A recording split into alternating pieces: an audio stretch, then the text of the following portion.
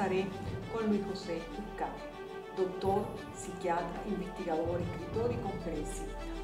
Los temas, los de la mente, los del ser humano, los problemas de adicción conductual como la corrupción, problemas mentales más frecuentes como la ansiedad y muchos otros temas derivados de la cotidianidad y del mundo en el que vivimos. Buenas noches. Qué bueno estar contigo una vez más. Gracias, gracias. Bueno, ¿es el problema más importante de nuestro tiempo dentro del punto de vista de la psiquiatría? Porcentualmente muy alto, cerca de un 31% en algún momento en su vida de los humanos pueden sufrir. Quiere decir que es muy alto, claro está. ¿Y por qué la ansiedad se ha convertido en este gran problema? Porque ansiedad y miedo, que están muy vinculados, son necesarios para nuestra vida diaria, para resolver problemas, para generar situaciones de alerta, para ser estratégicos. Pero cuando la ansiedad y el miedo adquiere intensidades muy altas o se mantiene durante mucho tiempo, meses, empieza a tener problemas el humano, empieza a tener problemas de relación más cercana con su familia, empieza a tener una calidad de vida muy limitada y empieza a deteriorar todo lo que lo rodea, trabajo, relaciones económicas, de modo que eso se convierte entonces en un gran problema, ¿no? En el cual pues cada vez tiene un gran riesgo que se cronifique. ¿Qué factores externos pueden detonar o motivar o provocar la ansiedad? La ansiedad es una respuesta y vivimos en una sociedad extremadamente demandante. El mundo hoy en día demanda de una manera muy particular. Nunca en la historia de la humanidad se habían dado tantas demandas, sin ir muy lejos, las redes sociales. Las redes sociales es una demanda altísima, ¿no? En el cual cada vez llegan mensajes diferentes, significados diferentes, que pueden generar mucha angustia, ¿no? Por ejemplo, si no se tiene la estrategia de manejar bien la comunicación en el mundo contemporáneo, nos vamos a convertir en unos aturdidos por la comunicación. Eso me va a llevar después seguramente, porque tú lo tocaste, a hablar de las adicciones. Pero porque el que está todo el tiempo conectado a las redes sociales, el que ya forma parte del ecosistema digital, evidentemente si solo le da por ver las noticias y según qué seguidores tiene o a quién sigue solo ve las malas noticias, eso puede llevarte a una ansiedad extrema y hasta la depresión, ¿o no? Claro, también acuérdate, María Eugenia, que es que los humanos sin darnos cuenta creamos redes afectivas. ¿Quiénes son los que están? Por similitud. Claro. ¿Quiénes son los que están más cerca de nosotros? Un grupo. Empático. Empático. Eso es peligrosísimo porque entonces empezamos a ser exacto, muy ciegos en el pensamiento y en los afectos y recibimos feedback, tanto positivo como negativo. Entonces tú oyes expresiones como estas, oye, qué interesante, qué inteligente esta persona, este individuo, esta persona volvió a cometer otra estupidez, pero es que no hemos visto más nada y es que no tenemos capacidad para ver más, porque imagínate la cantidad de tiempo que habría que gastar para estar en otras dimensiones de redes, ¿no? Por eso es que hay que pensar estratégicamente y desarrollar hoy en día un tipo de inteligencia que es la selección. Tú le dirías a la gente que están permanentemente conectadas y en el ecosistema digital, para que eso no se les convierta en tóxico, que amplíen. Que amplíen y que piensen, que se den un lujo maravilloso que es dudar. Y si todo lo que está pasando a mi alrededor, mis amigos, a la gente que yo admiro, a la gente que yo inclusive respeto, no están tan acertados, y si no son tan adecuados al pensamiento que en este momento amerita, eso es muy importante, dudar. Dudar inclusive de uno mismo. Claro, y si yo estoy eso es sano. Y si yo estoy diciendo cosas que no son las más adecuadas, si soy un repetitivo y tengo años en lo mismo y en lo mismo, bueno, eso es una fuente de gran angustia para el humano hoy en día. ¿Qué otros fenómenos de nuestro tiempo, factores pueden ser los que detonen la ansiedad, que podamos evitar? Bueno, es muy difícil que podamos evitar, lo que podemos es resolver. A ver. Porque podemos evitar son los abusos, los excesos, las cosas torpes, ¿no? Podemos evitar las redes. Pero eso es relativo porque las redes ya está integrada a nuestro sistema de pensamiento, ¿no? Es difícil, ¿no? Podemos buscar la mejor manera de utilizar las redes. Podemos evitar, por ejemplo, el consumo de drogas, podemos evitar la vida agresiva y sedentaria, eso sí. Pero ¿cómo podemos evitar vivir en un país, en una sociedad, en una cultura? la cultura occidental.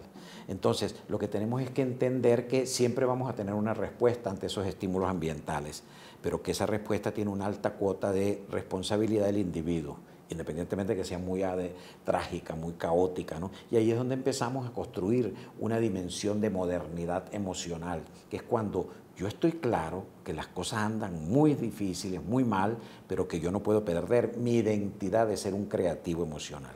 ¿Cómo se trata la ansiedad? Hay muchas estrategias, claro está. Una estrategia fácil de entender es que empezar a aclarar que la respuesta que yo genero es de mi autonomía. Y para eso tengo que aprender a pensar en la ansiedad. Entenderla no como algo extremadamente negativo, no, ni el miedo, sino como una respuesta que la intensidad y el mantenimiento del miedo y la ansiedad es quien me la puede hacer muy negativa. Y entonces empezar a chequear que yo puedo, con esa observación de mis funcionamientos emocionales, darle un toque de personalización a esa respuesta. Y en ese toque yo la puedo llevar a un nivel más adecuado. Por ejemplo, si yo identifico que llevo una vida muy acelerada, muy atropellada, hasta para las cosas más sencillas, hasta para resolver situaciones cotidianas como cerrar una puerta, como tomar un desayuno, qué útil es que yo empiece a darme cuenta que a lo mejor no soy muy eficiente en el mundo emocional, que eso lo puedo hacer yo con más elegancia, con más armonía. Son objetivos que hoy en día son muy válidos en nuestra sociedad contemporánea. Es un aprendizaje. Es un aprendizaje. O un reaprendizaje. O un reaprendizaje. De por sí que el criterio más moderno de aprendizaje es toda una secuencia diaria de cosas nuevas que nos permiten aprender unas y borrar otras. Claro, resetear la computadora mental. Perfecto. Vale. Nunca somos los mismos, nunca estamos estáticos en nada. Parece que no nos damos cuenta de eso. Pero día a día reformulamos las ideas y las emociones. La ansiedad, como bien decías, es uno de los temas que más se están tocando hoy en día en psiquiatría porque es uno de los problemas más frecuentes de la mente, ¿correcto? Claro, tiene una... ¿En nuestro país es uno de los problemas más frecuentes? Sin duda que Venezuela es un país donde la ansiedad es prácticamente la gran enfermedad, porque vivimos situaciones muy difíciles, muy complejas, ¿no? La ansiedad en las diferentes manifestaciones. Existe una manifestación de ansiedad en la cual pues, nos obstaculiza mucho nuestra vida cotidiana y diaria. Pero si esa ansiedad pasa a otros niveles, pueden aparecer ya cuadros como, por ejemplo, el trastorno de pánico, que es un miedo tremendo en el cual aparecen síntomas orgánicos y aparecen ideas muy negativas, ¿no? Me voy a morir, esto es catastrófico, ya yo no voy a salir de esto. Aparecen también otros tipos de ansiedad como es miedo a situaciones muy específicas, volar en un avión, miedo a objetos, miedo a animales. Hay un tipo de ansiedad también que es peligrosísima, que es creer que ya se nos vino el mundo encima, que no hay presente, que no hay pasado. Y que no hay futuro. Y que no hay futuro. Eso es lo más el pasado, peligroso. Perfecto. Pero como tal, sí, tenemos en este momento en Venezuela pues todos los elementos para que la ansiedad se intensifique de una manera muy, muy alta que llegue a lo patológico, porque vivimos en una sociedad extremadamente caótica. ¿Y cómo una persona que no tenga una asistencia médica adecuada, que no tenga los recursos para ir a un psiquiatra, que no quiere ir a un psiquiatra, hay múltiples factores, claro. No solo uno es el económico, pero sí. Digamos que en nuestra sociedad podría ser el económico, pero que la persona reconoce que tiene un problema de ansiedad y de pánico, ¿cómo se lo trata? Es muy útil que empiece a pensar que es una respuesta que no es anormal, que es situacionalmente molesta, incómoda, inadecuada, que puede llegar a pisar dimensiones de patología, pero que no es anormal, que todos los humanos podemos estar en esas situaciones si no tenemos el entrenamiento y el aprendizaje, porque ya el hecho de plantearse de que no es nada anormal ni nada que se convierte en un mal gigantesco, nos estimula a plantearnos resoluciones. Ese es uno de los primeros respuestas que se deben dar. Por ejemplo, cuando nos desesperamos mucho por lo que pasa con la inflación, con lo que pasa con el país. El transporte, el empleo, perfecto. Etcétera. Identificar que parte de mi respuesta es normal. Parte de mi respuesta es normal. E identificar inclusive en dónde empieza no a ser lo más adecuado, como es una intensidad demasiado alta. Porque si nosotros interpretamos todo lo que pasa en nuestro mundo emocional ya con la estigmatización de o la enfermedad o la tragedia o el fracaso, agravamos todo.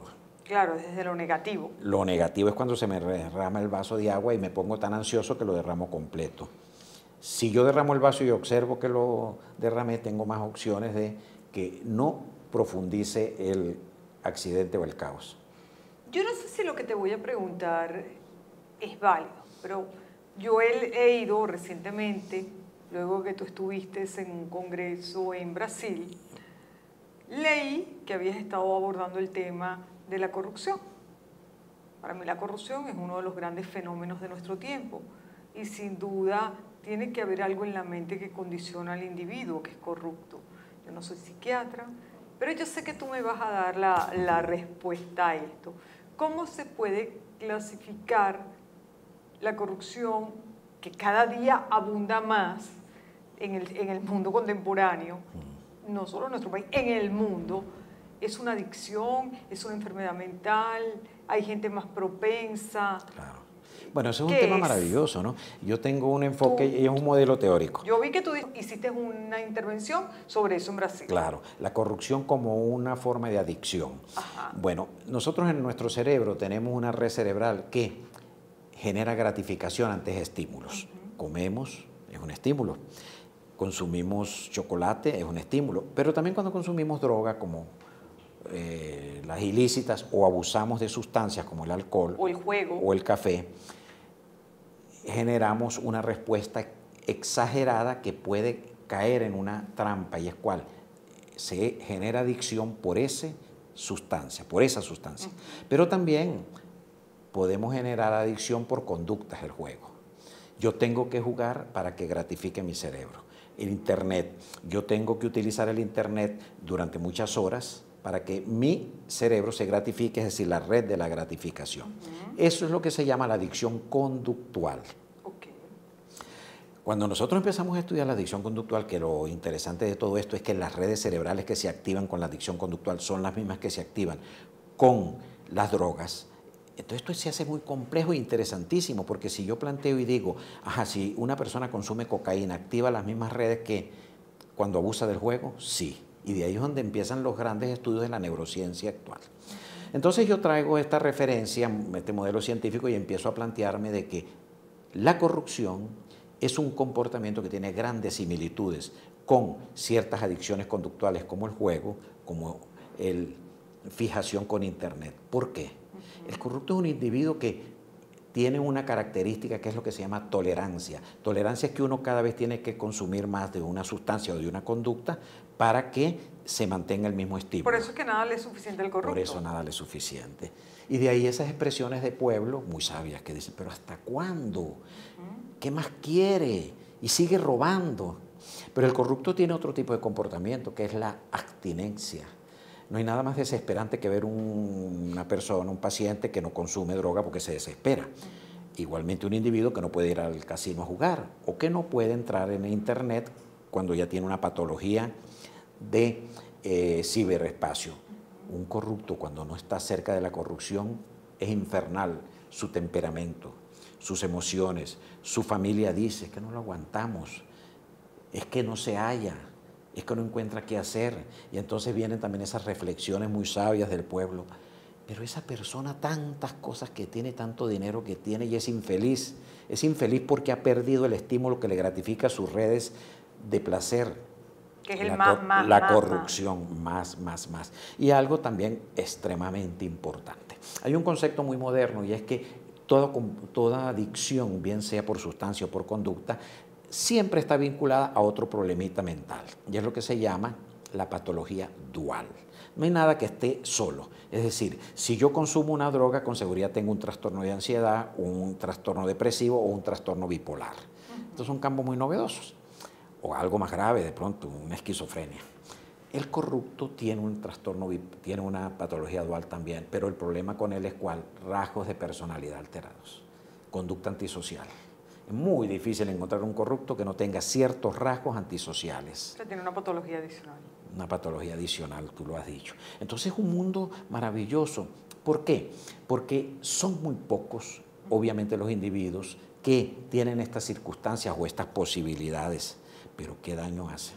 Pero una vez identificado el origen, también debe ser, no fácil, pero debe ser probable buscar cómo atacar el problema, cómo medicarlo, cómo tratarlo, cómo curarlo. Bueno, me parece que ese es un objetivo y un interrogante gigantesco, María Eugenia. Claro, porque hoy en día sabemos, lo saben los psiquiatras, lo saben los médicos. No, y el mundo de la neurociencia, ¿no? ¿Cómo pueden tratar a alguien que tenga un problema bipolar? Sin duda. Y cómo tratar a una persona que tenga problemas de esquizofrenia o que sea, bueno, no sé si un sociópata, la verdad, pero hay muchos problemas que se pueden tratar, ¿verdad? Medicar, porque se entiende que es falta de un químico en el cerebro, sí, etcétera, etcétera. Igual con las adicciones. Bueno, si esto es una adicción... Lo que pasa es que, claro, es un tipo de comportamiento que bajo el formato de adicción se empieza a enfocar, pero y la presión social, la cultura, ¿quién va a querer hacerse un estudio, por ejemplo, de imagenología cerebral para demostrar eso? El mundo político, que es donde se da más esto con frecuencia, y el mundo económico, van a permitir que entren, por ejemplo, a los estudios de esta avalancha de modernidad, un individuo que trabaja en un cargo importante. Hace 30 años no se hacían estudios de alguna naturaleza, sobre todo en los campos de la psiquiatría, porque las familias pensaban que era penoso que pensaran que un familiar estaba loco, porque claro, todo entraba dentro del concepto, está loco, está demente. Es la estigmatización a la enfermedad mental, pero es por el miedo a la locura, pero en este caso sería por el acomodamiento social a que no se señale como corrupto, ¿no? El problema es que la corrupción es un comportamiento que está tan universalizado, endémica, que entonces todo el mundo se siente que puede estar afectado. Porque ¿qué es corrupción? Eso es muy interesante precisar. Es cuando hay una cuota de poder y yo abuso de eso.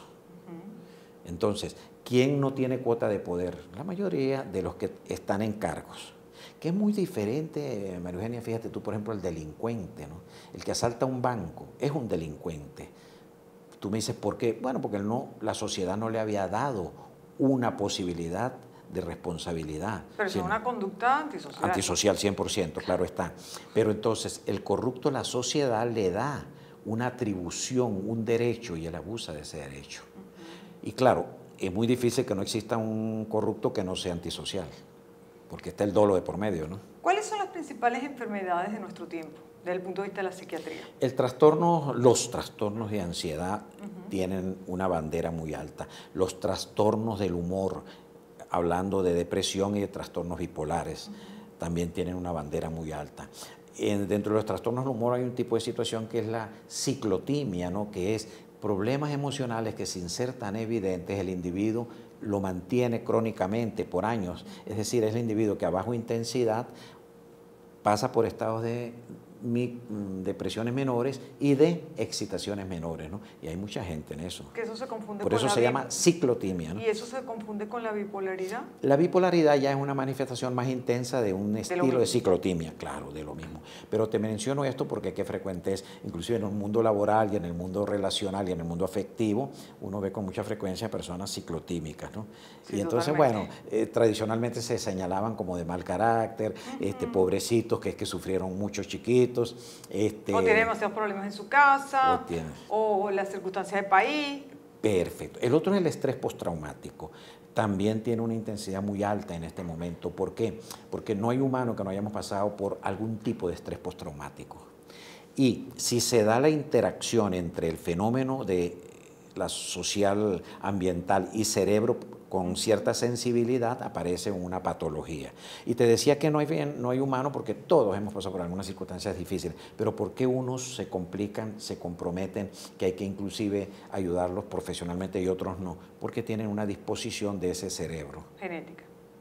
Genético, ambiental, educación. Igual que cuando uno habla de resistencia, dice, hay personas que podemos sobrellevar mejor o de otra manera la situación país. Entonces uno habla, esta persona tiene una gran resistencia emocional. Claro. Y hay otras personas que no. Claro, y entonces sí, eso es una sumatoria variable, que es la resiliencia, ¿no? Pero tú también tienes que darte cuenta que uno tiene que ser muy comprensivo, porque si no se ha tenido oportunidades de una educación social, que es la más importante, entendiendo por educación social la que empieza en la familia, en el grupo, en el colegio, en la institución. Perfecto. No ha tenido otro tipo de información que pues, sí se puede dar en las universidades universidades, ayudar un poco en eso a través de los centros de educación, pues a esa persona se le hace muy difícil resolver muchas situaciones, ¿no? Fíjate que uno de los enfoques muy novedosos que hay es que qué útil es entender esos comportamientos de todas estas grandes sociedades. Brasil es una de las que acaba de pasar por ese fenómeno y Venezuela pasó hace tiempo y está pasando otra vez. Caer ante la trampa del populismo. El populismo es todo un diseño emocional extremadamente maligno que el humano por necesidad tiene que agarrarlo. Es uno de los fenómenos de nuestro tiempo, junto con la corrupción, el narcotráfico, Claro. etcétera. Es uno de los grandes problemas o fenómenos de nuestro tiempo.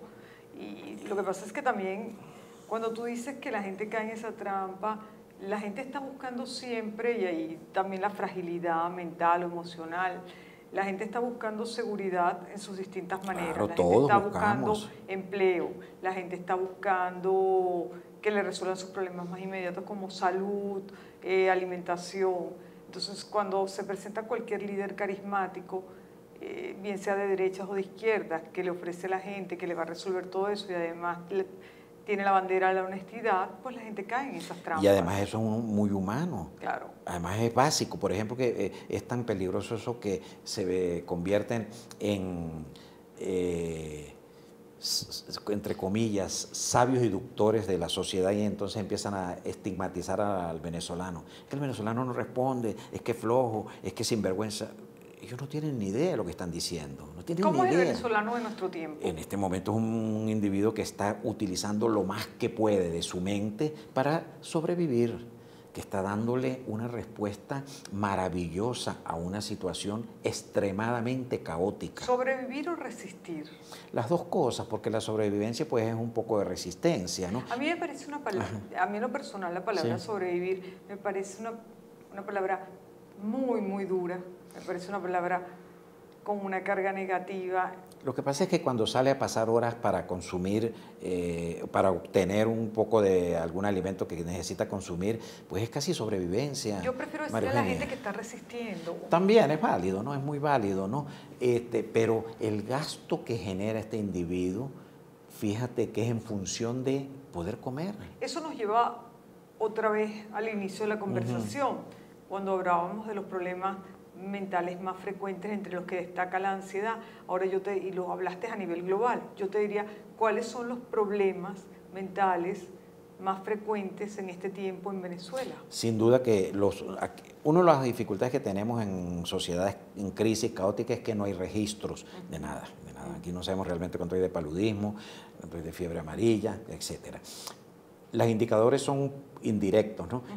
Pacientes que van a médicos, que asisten a buscar atención. También es tan difícil eso porque sí hay pocos centros que ofrecen atención. Pero un indicador, por ejemplo, de salud mental, para ser más preciso, es el suicidio. El suicidio en Venezuela, por registros muy indirectos, claro está, tiene los índices más altos del mundo. Y ¿En serio? En serio. Y una de las cosas que es muy lamentable porque... Y no era así. No era así. Venezuela no tenía esa correlación de suicidio tan alta, ¿no? Y una de las cosas muy lamentables, María Eugenia, porque me toca el alma a mí que soy andino, es que Mérida es el país, perdón, es el estado que hay el índice de suicidio más grande del mundo, ¿Por qué en los Andes? ¿Por qué Bueno, Mérida? tradicionalmente sí se ha dado ese fenómeno por ciertas características de la sociedad, sí, ¿no? Es una sociedad donde tiene que vivir en la montaña, limitado por muchas circunstancias. Eso es más entendible. Ahora, ¿por qué se ha exacerbado? Porque es que se ha exacerbado el suicidio en el país. Claro. Todos los días vemos expresiones de suicidio. Lo que pasa es que como hay subregistro, no aparecen, claro está. ¿Qué le podemos decir a la gente? Que se enfrente a esa realidad, que la adversidad es dura, pero hay algo maravilloso de la adversidad, es que se aprende. Esa es una de las grandes posibilidades que tenemos. Ojalá y aquí se generaran modelos de educación dentro de las limitaciones que tenemos a través de los medios de comunicación, que le empiecen a mover uno de los formatos más modernos que hay en este momento de la educación, y es cómo aprovechar la adversidad, cómo aprovechar los errores para crecer. Porque inclusive hay trabajo muy novedoso, María Eugenia, en el cual se demuestra científicamente que los sistemas pensantes, para poder activarlos hacia el aprendizaje, es necesario llevarlos a cierta situación de crisis. ¿En el extremo tú te creces o no? Perfecto. Por ejemplo, ¿cómo yo puedo modificar mi memoria de hechos y de episodios traumáticos? Trayéndolos. Una vez que yo traigo esos episodios traumáticos a mi memoria, tengo la opción de hacer un replanteamiento. El concepto de memoria hoy en día no es recordar, sino es reformular, reconstruir, crear nuevas memorias. ¿Seremos una mejor sociedad de este aprendizaje en medio de adversidades? 100%, 100%. ¿Saldremos fortalecidos? Sin duda. Los valores democráticos, emocionales, ciudadanos. Las condiciones están dadas, ahí es donde necesitamos el estadista, de cualquier tipo, político, en el campo de la educación, en el campo de los medios, que entienda, que un poco tenga la humildad de darse cuenta que hoy en día hay una serie de planteamientos que le pueden dar mucha ayuda a cómo dirigir una sociedad, que salgan ya de la trampa de estar hablando solamente con lo que conocen, con lo que saben. El abogado puede ser muy brillante, el médico puede ser muy brillante, el ingeniero puede ser muy brillante, pero hoy en día hay formatos comunicacionales que le llegan realmente a las redes sociales. El mundo es otro. Estamos en un cambio de era donde tenemos que entender que en nuestros propios cambios o situaciones el mundo está en un cambio de era. Entonces nosotros formamos parte de ese cambio. Fíjate, María Eugenia, tú que eres la líder realmente de modernidad en las redes sociales, en el mundo de la televisión y de redes sociales o de redes comunicacionales. Intentaremos ir hacia allá, todavía nos falta. Pero tienes la bandera de un número uno durante muchos años en Venezuela. Lo que pasa es que tengo lo que creo que sí tengo es la comprensión de cómo debería ser la televisión en multiplataformas. Tengo la comprensión de lo que tenemos hoy en día en Venezuela y en muchos otros países, de lo que es la televisión, no es lo que debería ser y no es la televisión del futuro. Y la televisión que estamos viendo hoy es una televisión que va decreciendo, es una televisión que poco a poco va muriendo, porque tenemos que dar el salto a entender el mundo de la televisión dentro de un mundo más amplio que es el de las plataformas. Claro, pero ¿por qué te hacía...? Utilizarlas para ayudar a la gente. Sin duda, pero ¿por qué te hacía este comentario? Porque te voy a decir algo que va a sonar un poco así como discordante, ¿no? Pocas veces Venezuela ha tenido la oportunidad de dar un paso agigantado para montarse en un gran país. Tú miras por qué. Porque cuando nosotros estamos en la abundancia es caótico, estamos cómodos. Claro. Y el pueblo que es tan sabio, tú sabes que yo siempre tengo muy claro una expresión de mi madre, María Luisa, que es una mujer andina que está por allá, donde ella dice, en el arca abierta el justo peca. Eso pasaba en Venezuela. Hasta hace poco.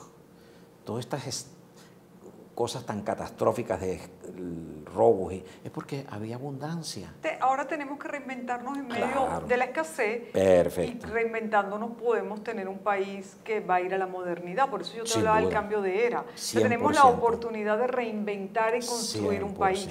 Pero para eso es determinante un liderazgo con criterio de modernidad, estadistas. Tenemos que salir de esta trampa en que estamos. Tenemos que trabajar como líderes en función de objetivos. Tú me puedes querer mucho a mí, María Eugenia, pero si realmente te das cuenta que el objetivo es aquel y yo no me comprometo con ese objetivo, con mucha delicadeza tendrías que apartarme. Probablemente el país lo que necesita, a lo mejor tú no concuerdas con esto, pero yo creo que el país necesita un gran pacto de gobernabilidad donde las mejores mentes en las diferentes áreas del país ayuden a llevar el país a la modernidad. No, yo concuerdo 100% contigo. Yo no creo que un solo líder esté en capacidad de sacarnos del atolladero. Yo tampoco, pero sí creo que toda esa organización, todo ese equipo, toda esa coordinación de las mejores mentes funcionen en base a un objetivo. Sí, claro, totalmente. Porque si yo sé que no tiene capacidad, por ejemplo, para mantener ciertas conductas no corruptas, yo no lo puedo permitir que esté allí. Gracias. Qué maravilla. Ha sido un magnífico programa donde hemos hablado un poco de todo, pero todo ha girado en torno a la mente, y al individuo, que eso es lo importante, ¿verdad? Qué maravilla. Amigos, muchas gracias y hasta el próximo programa.